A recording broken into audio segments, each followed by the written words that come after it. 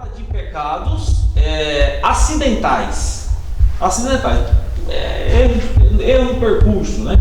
Então, você comete pecado. Mas viver uma vida de pecado é uma coisa totalmente diferente. Nesse caso, não é simplesmente um perdão, você precisa de libertação. Você está dominado pelo pecado. Então, diferente do que o apóstolo João disse: se vocês pecarem, não pequeis, mas se pecar, vocês têm um advogado e tal, que intercede por vocês e tal, defende vocês. Mas há uma diferença disso que João diz, que João fala, e uma vida de pecado. Vida de pecado é uma vida dominada por ela. Aí precisa de libertação. Então essa vida de pecado, dominada por pecado, é a vida que vivíamos antes. É isso que ele está colocando aí no tópico de número 1. E olha aí o que ele está colocando no 2 do 1. Tópico 1, item 2. No 2.1, andaste segundo o curso deste mundo. Então o nosso norte era outro. Vida de pecado. Você ia andar conforme a maré, né? Conforme a maré.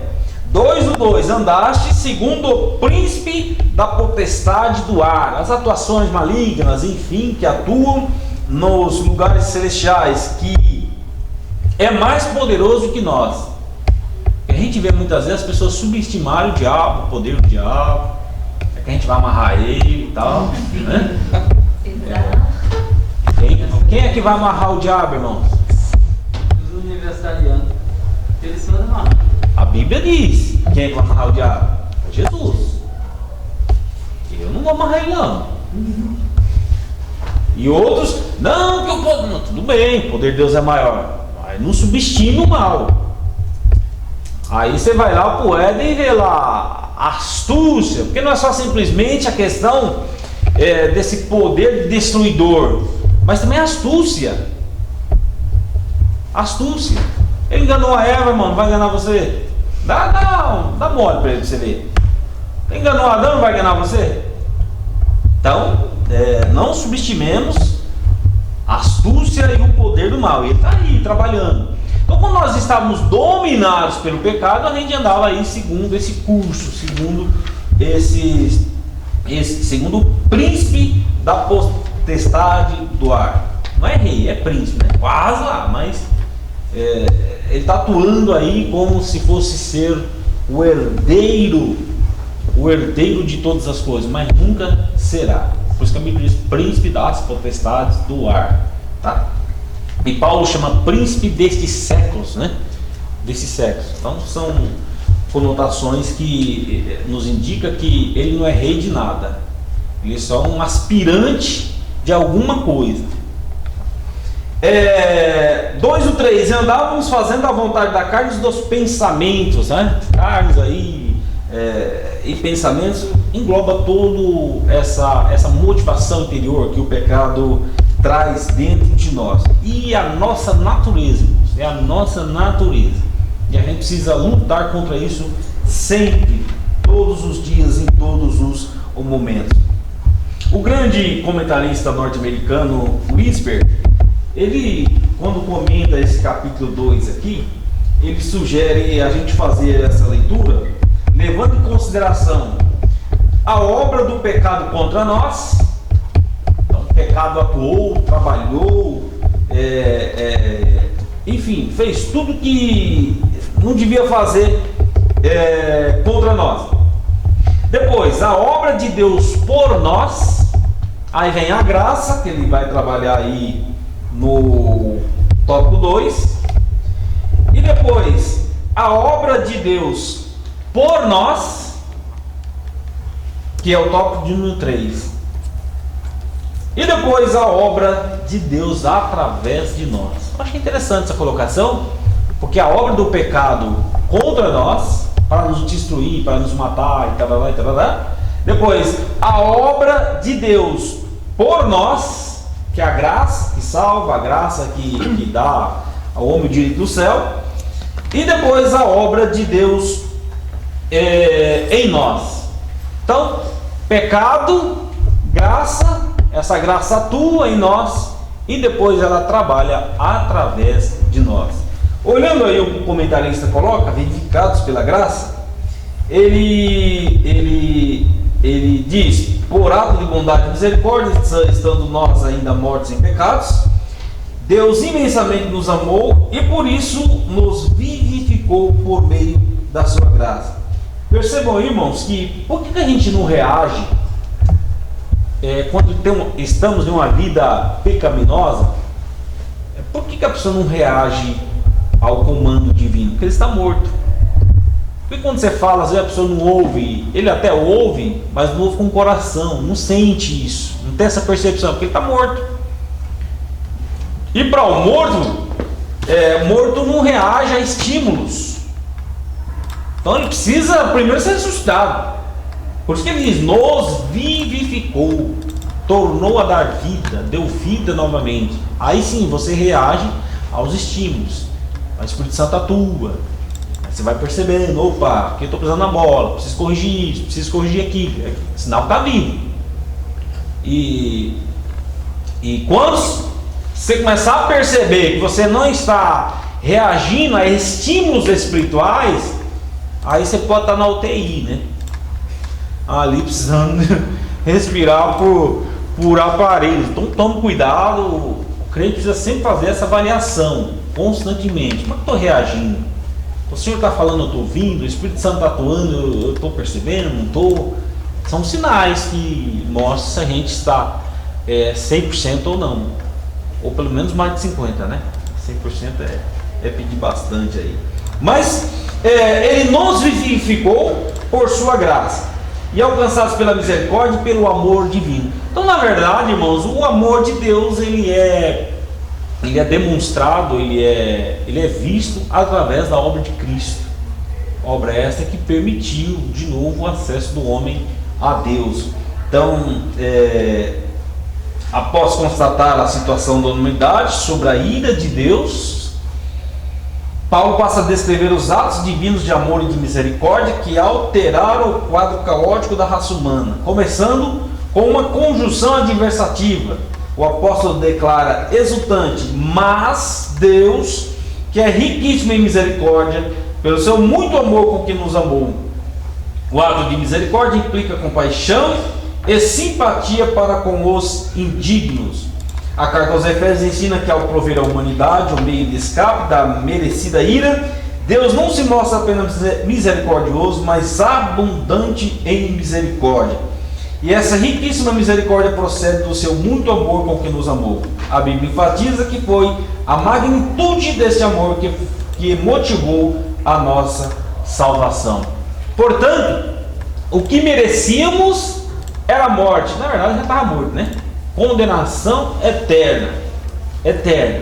Mas a misericórdia de Deus em criação, fazendo com que você não receba a punição que você mereceria receber. Então, ato de misericórdia de Deus é basicamente isso, e tudo isto é possível pelo seu grande amor. Por isso que a expressão de João na verdade não teve como expressar. Por isso que ele disse, de amor, porque como é que é João 3,16? Porque Deus amou o mundo de tal maneira, que não tinha palavras. E diz que o português é uma língua muito rica, mas também não conta palavras. O pastor Antônio Gilberto dizia que o português perto do grego é pobre. Mesmo no grego, João não encontrou uma palavra para descrever o amor de Deus. Então ficou dessa maneira, porque Deus amou o mundo de tal maneira. Porque, veja, irmãos, como que a gente fica quando alguém faz um mal para nós? Seja sincero, como é que você fica? Mal. Fica furioso, fica, né? Fica ou não fica? Ou você fica dando glória a Deus? E a gente perdoa porque a gente tem que exercitar isso, tem que trabalhar isso, né? Mas em essência nós não somos amor. Mas Deus é em essência amor. E é esse amor, e é isso que tornou possível a sua misericórdia, porque Ele amou de tal maneira. Então eu exercito o amor, eu pratico o amor, mas em essência eu não sou amor. João diz: Deus é amor, em essência Ele é amor. Então é por isso que foi possível.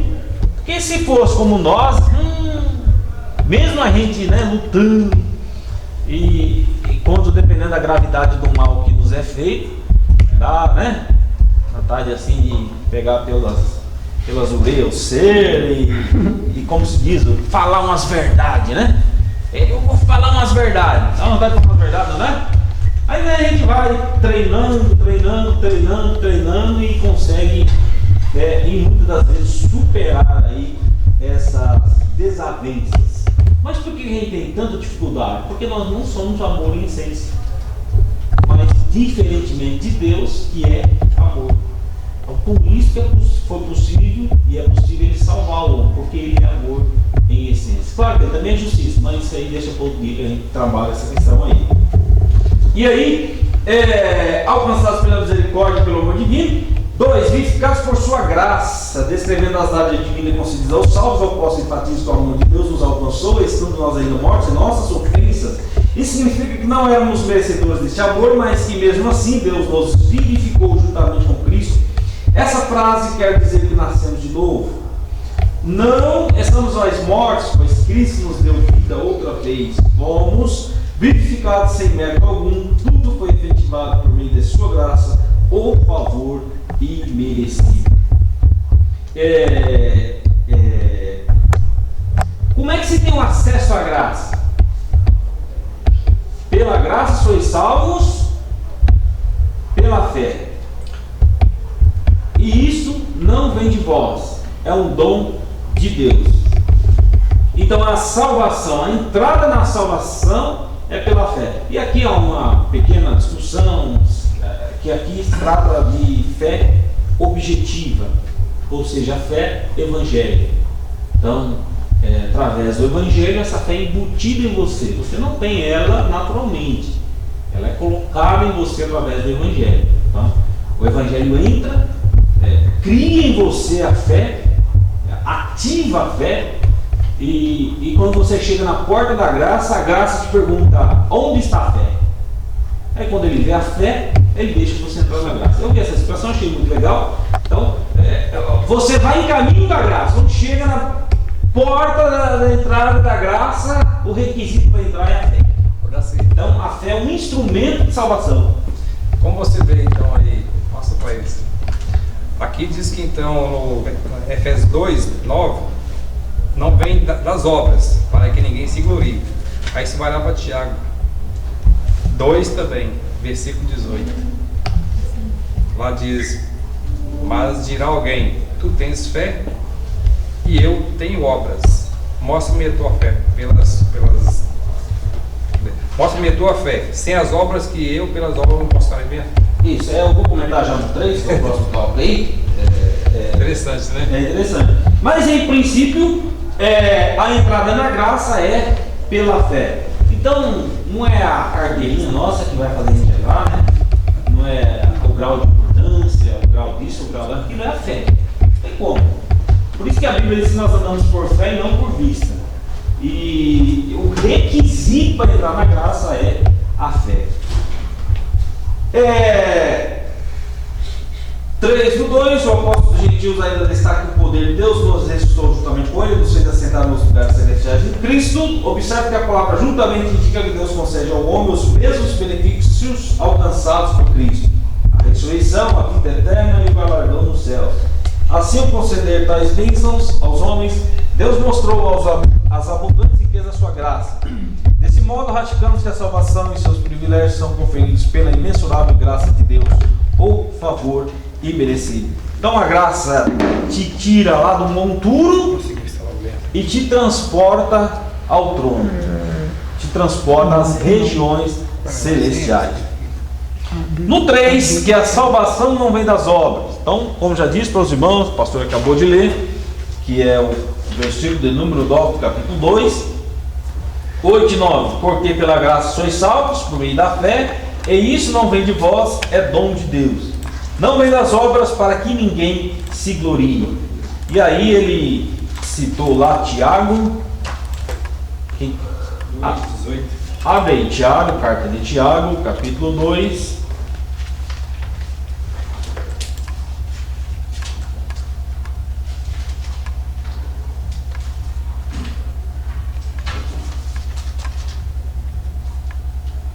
Acharam? Na verdade, vamos ler a partir do versículo 14. Meus irmãos, que aproveita se alguém disser que tem fé e não tiver obras, porventura a fé pode salvá-lo? E seu irmão ou irmã estiverem nus e tiverem falta de mantimento cotidiano, e algum de vós lhe disser, ide em paz, aquentai-vos e fartai-vos, ele se não derdes as coisas necessárias para o corpo, que o proveito virá daí? Assim também a fé, se não tiver as obras é morta em si mesma.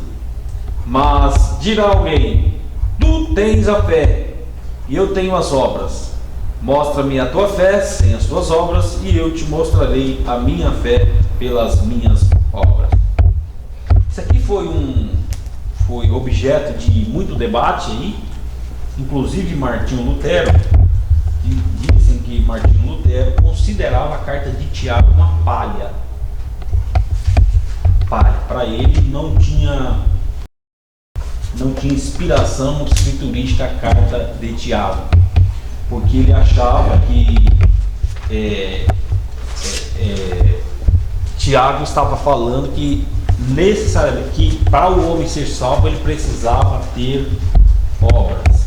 E aí ele fazia um paralelo aí com Romanos, a justificação pela fé, né?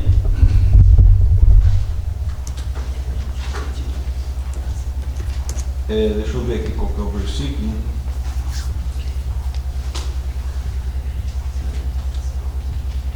Romanos capítulo 1.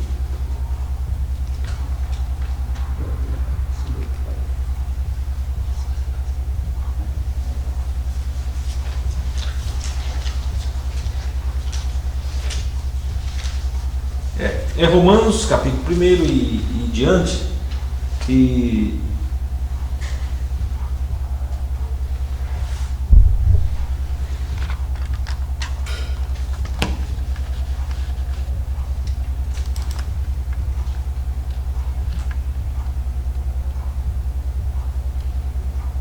Romanos capítulo 3 e versículo 28. Romanos 3 e 28. Sabe?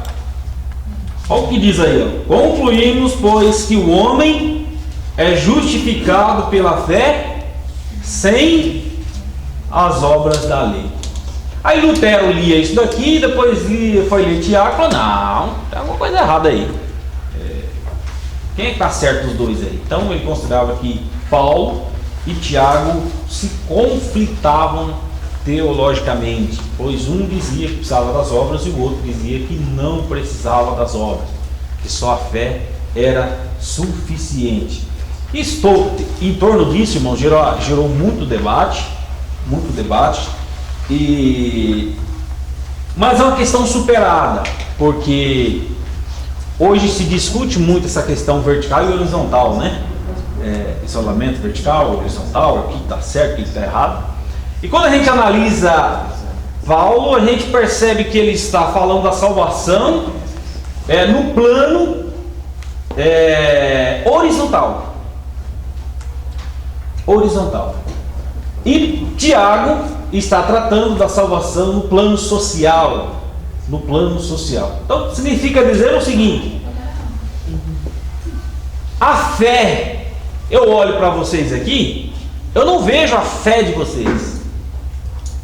Quem é que vê a fé de vocês? Jesus. Eu não vejo. Mas aí, como então que Jesus diz para sermos luz do mundo? Como é que nós ia resolver essa questão se analisássemos só dessa questão interna? Então, e aí onde então encaixar o quebra-cabeça? Porque Paulo trata da fé pelo viés e pelo relacionamento homem e Deus. Deus e homem, homem e Deus. E Tiago vai analisar essa fé no plano social. No plano social. Então, por isso que ele diz: dizer que tem fé é fácil, porque o homem não vê a fé, só Deus vê. Então, dizer, falar até papagaio fala, e fala mesmo, né? Uns papagaios aí terríveis, uns falam, uns que cantam, tem uns que. Lá na minha terra não quer pregar, papagaio danado, né? Quer falar? Eu vejo esse. Eu costumo falar a respeito disso, eu gosto, né? Uhum. Eu vejo de duas formas, na verdade, uma forma. Eu vejo a obra que nasce dentro de um conceito de humanidade, né? Ou que a gente chama de obra humanitária. E essa obra eu costumo vincular ao primeiro texto que nós temos, né? Uhum. E depois eu vejo a obra que é fruto da fé, que é essa obra de Tiago. A pessoa transformada, tem um coração transformado pelo Evangelho, a fé em Cristo faz com que ela então venha fazer a obra. Vamos pegar um caso da Bíblia de Zaqueu. Zaqueu depois foi transformado e virou um homem. Então assim, se eu defraudei alguém, entendeu? Sim. Darei em dobro. A gente pode ver que aquele homem ele é transformado. Então, ele busca então fazer obras. Essa expressão, a Bíblia não vai falar muito de Zaqueu depois, mas a gente pode ver então que depois ele é transformado. É o crente que, a pessoa que odeia, que não gosta, que não ajuda ninguém, depois que ela é transformada pelo Evangelho, ela busca fazer obra. Essa obra ela salva, porque não é a obra em si, mas é a fé dela. É assim que eu vejo. Mas no caso de Zaqueu não é devolver? Eu tinha... Não, mas Zaqueu ele é transformado também. A gente pode ver ali pelas palavras de Zaqueu que ele muda totalmente a visão dele, né? E nesse caso aqui, Tiago está abordando essa questão. Porque tem muitas obras aí que não salvam. Por exemplo, se você pega esses homens ricos aí, Bill Gates. O Bill Gates, esse cara doa bilhões, entendeu? Aí. Mas essa obra não salva ninguém. É uma obra humanitária, entendeu? O cara, várias empresas aí, eles doam muito. Silvio Santos também doa, mas eles têm umas questões aí. Alguns doam para bater impostos, outros realmente doam. Tem casas filantrópicas aí, enfim. São obras que não salvam. Eu um dia fui atender um cliente, um advogado, e falou assim: ó, é o seguinte, minha mulher é evangélica. Eu faço minha parte. Toda quarta-feira eu atendo de graça. Resumindo, estou fazendo minha parte. Ele pensou que está salvo. Olha só, essa obra então é a primeira que nós lemos aí em Efésios, né? 2. Ela não salva. Se nós admitirmos que as obras salvam, nós não tem que bater palma aí para os espíritas. Eles ganham da gente assim, ó, as ONGs, né? Tudo bem, tem muitas fraudes aí, né? Essas ONGs que recebem dinheiro das pessoas que doam e depois fazem esses trabalhos sociais, né? Nós vemos agora nesse momento de pandemia, por exemplo, muitas ações de caridade nesse sentido, né? Cada empresa tem procurado atuar dentro do seu ramo. Então, e de certa forma, na opinião deles, ajudando, enfim. Se nós admitirmos que as obras salvam, aí todo esse povo vai ser salvo. Mas esses aí... Agora, a questão porque nós não lemos aqui, mas Paulo continua citando. Não lembro sim. Porque somos feituras suas, criados em Cristo Jesus para as boas obras. Então a fé nos salva. As obras da fé, ela é uma consequência da fé. Entenderam, irmãos? Então você é salvo pela fé e necessariamente as obras te acompanham. Mas essas obras acompanham a fé. Ela não é dissociada uma da outra. Exatamente.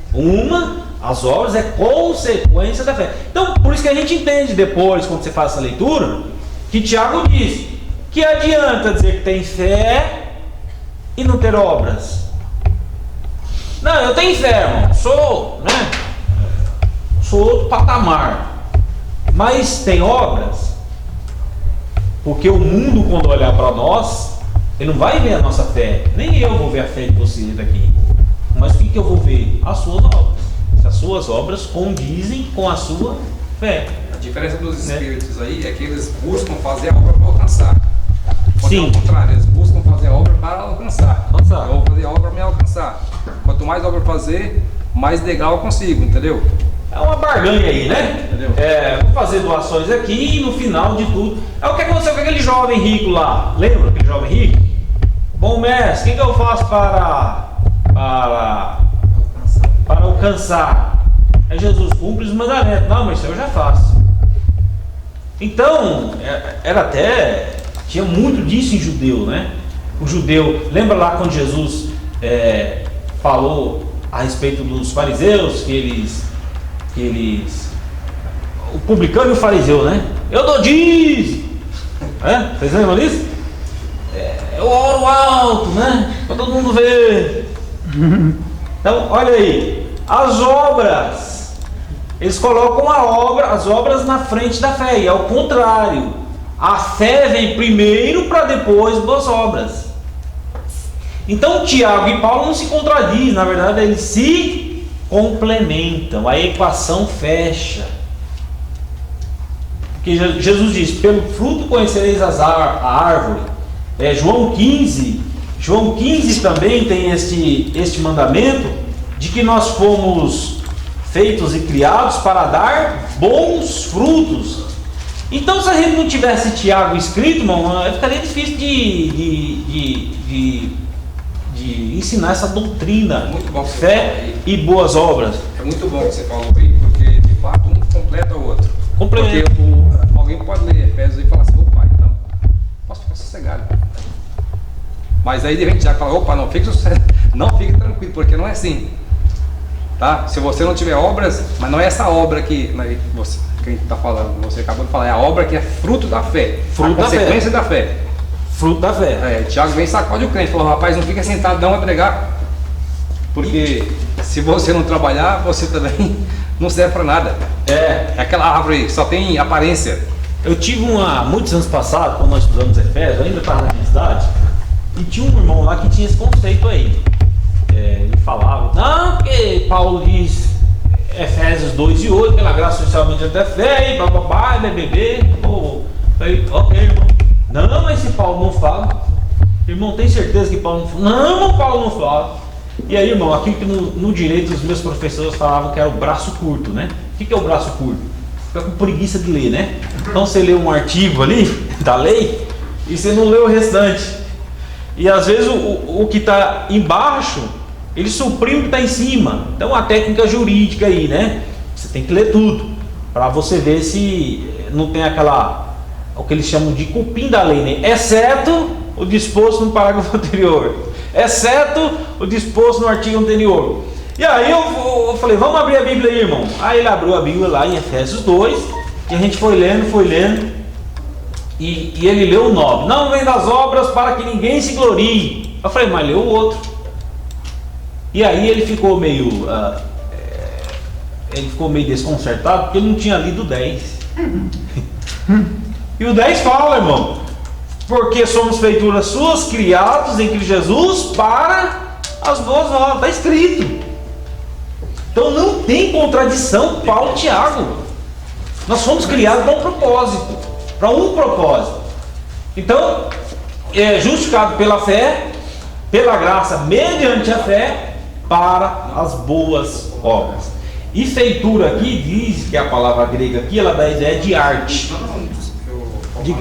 Assim, já que você citou que Jesus disse que a gente precisa ser luz do mundo, eu entendo o que Tiago escreveu explicando isso, como que a gente poderia ser luz do mundo. Sim. Tinha que ter a fé, mas as obras. Exato. As obras aí já está explicando, com certeza, está explicando como ser luz do mundo, né? Exato, com certeza. Ter fé e as obras também. É isso aí. Porque se a gente for ver como você citou os espíritos, eles têm muita obra, né? Então, só não Mas tem. a fé Qual que é a motivação, né? Eu acho que o erro está aí na motivação. Eu faço obras para ser salvo. Aí dá errado. Eu faço obras porque sou salvo. Então diferente. é diferente. um abismo aí, né, de conceitos. Então, feitura aí no verso 10, somos feitura da ideia de arte, uma coisa feita assim, sabe o artesão quando ele vai fazer uma obra assim, ele faz com muito carinho e tal, né, desenha. Então, esse é o sentido da palavra feitura aí, porque somos feitura sua, criados em Cristo Jesus para as boas obras, as quais Deus preparou para que andássemos nelas. Então, fé para boas obras, para que andássemos nessas boas obras. Não é más obras, é boas obras. Então, Tiago e Paulo não se contradizem, eles se completam. Entenderam isso, irmãos? Eu acho que não é difícil, mas às vezes pode causar aí algum tipo de confusão. E olhando aí, o comentarista traz esse tópico 3. Em Efésios 2 e 10, Paulo revela que a salvação não depende de obras humanas, porque pela graça sois salvos por meio da fé. Porém, uma vez salvo, o crente deve praticar boas obras. A graça como meio de salvação, a salvação inclui a libertação da morte, da escravidão, do pecado, da ira vindoura. Ao mesmo tempo, permite o salvo desfrutar de todas as bênçãos espirituais descritas em Efésios 2, de 1 a 7. Portanto, a salvação é o livramento do poder da maldição do pecado e da morte e a restituição do homem à comunhão com Deus. Uma bênção concedida a todos que recebem Cristo como Salvador. A palavra graça é a tradução do grego chais, que significa favor e merecido. Ela mostra que a iniciativa para tornar possível a salvação veio da parte de Deus. É por meio da graça que Deus ativa o livre-arbítrio, que é uma crença nossa, nós acreditamos no livre-arbítrio. Digo isso porque há outros segmentos do cristianismo que defendem que o homem não tem livre-arbítrio. O homem é um serzinho, um robozinho, e ele está predestinado ou a morrer, a condenado, ou predestinado a ser salvo. Nós entendemos diferente, e o homem tem sim o livre-arbítrio, que ele tem condições de escolher entre o bem e o mal. Então, a graça de Deus ativa o livre-arbítrio e capacita o pecador para que responda com fé ao chamado evangelho. Todavia, assim o ser humano é livre para escolher entre dois caminhos, salvação e perdição. Sua liberdade não foi eliminada e a graça pode ser resistida. A fé deve ser considerada como uma aceitação da obra realizada por Cristo em nosso favor. Ela é a resposta à graça de Deus através da qual recebemos a salvação. Obras como evidência de salvação. Aqui Paulo usa duas negações para endossar a origem da salvação. A primeira expressão, isso não vem de vós, trata da salvação pela graça que vem de Deus. A segunda ratifica que a salvação não vem das obras, o que indica não se tratar de recompensa de algum ato humano.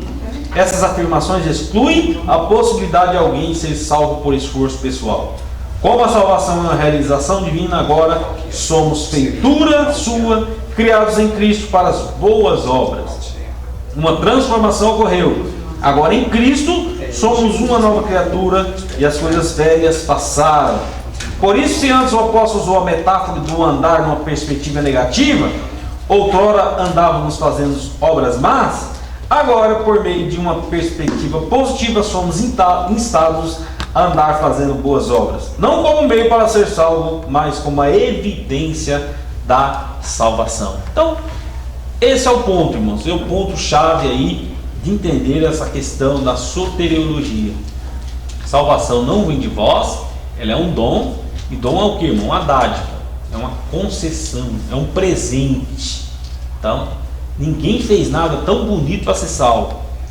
Ninguém é salvo por outras razões a não ser pela graça. Aí, uma vez salvo, uma vez transformado, ele automaticamente pratica boas obras. Então, esse aí é o que ensina Paulo e ensina também Tiago.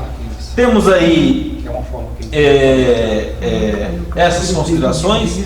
Então, esse capítulo 2 dá para a gente ler considerando a obra do pecado contra nós, que nos oprimiu, que nos fez mortos, a obra de Deus por nós, a sua graça, a morte de Jesus Cristo na cruz, a obra de Cristo em nós, a nossa transformação, e a obra de Cristo, ou a obra de Deus através de nós, que aí as boas obras que nós devemos praticar. Acho que é por aí, são essas aí as linhas gerais dessa aula de hoje. E a conclusão diz: antes da regeneração, éramos filhos da ira e condenados à perdição eterna. Por ato do amor divino, por meio da sua maravilhosa graça, nos tornamos filhos por adoção. Essa gloriosa salvação nos foi concedida independentemente de nossas obras. A partir da salvação, passamos a praticar boas obras que glorificam a Deus, nosso Pai. Então, filhos por adoção, adotados, né? Os irmãos sabem que a adoção é uma coisa, é um instituto assim bonito. Eu acho bonito a adoção. Então, quando eu sei que uma família adotou alguém, uma criança, seja como for, eu acho assim um ato muito belíssimo, muito bacana. E aí, quando você olha a Escritura dizendo que Deus nos adotou, aí eu fico mais maravilhado ainda, porque éramos filhos da ira, condenados. Na verdade, era filho sem pai, né? Lançados a todas as sortes de mal, né? Solto por aí, que nem filho sem pai mesmo, né? Come tudo que não presta, faz tudo que não presta. E um dia o Senhor nos olhou com seu amor, através da sua graça, e disse: quer ser meu filho? Quer. Então nós somos inseridos na família de Deus. É muito maravilhoso isso. Já com direito à herança. Direito à herança e tudo. E se é filho, como diz Paulo, logo também é herdeiro. Olha que bênção, irmão. É só mesmo Deus com um grande amor aí para nos proporcionar isso. Amém, meus irmãos? Então era essa aí as considerações que eu queria fazer nesta manhã.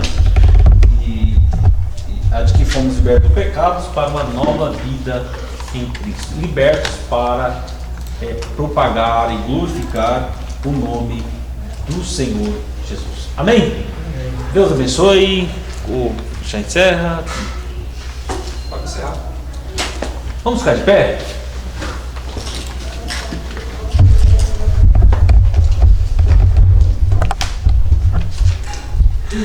Obrigado a todos que vieram e que Deus te atribua aí com bênçãos celestiais e espirituais. Pai eterno, nós te damos graças e te louvamos por esta manhã. Obrigado pelos irmãos que aqui puderam estar e que venceram todos os obstáculos. Agradeço pela vida de cada um, bem como pelos seus familiares. Te damos graças pela nossa saúde, por tudo que provém de ti, Deus. Obrigado pela salvação, pelo perdão dos pecados e por nos proporcionar, Senhor, momentos incríveis na tua presença. Que esse ensinamento fique em nossos corações e que aquilo que eu não pude, Senhor, devido à minha limitação, expor aos irmãos, que o teu Espírito esclareça em seus corações tudo quanto não foi dito. Deus eterno, a oração que eu faço e coloco diante de ti e as faço no poderoso nome do Senhor Jesus. Amém. Deus abençoe a todos em nome de Jesus. À tarde nós temos nosso culto normal. A aula foi muito boa, passou muito rápido.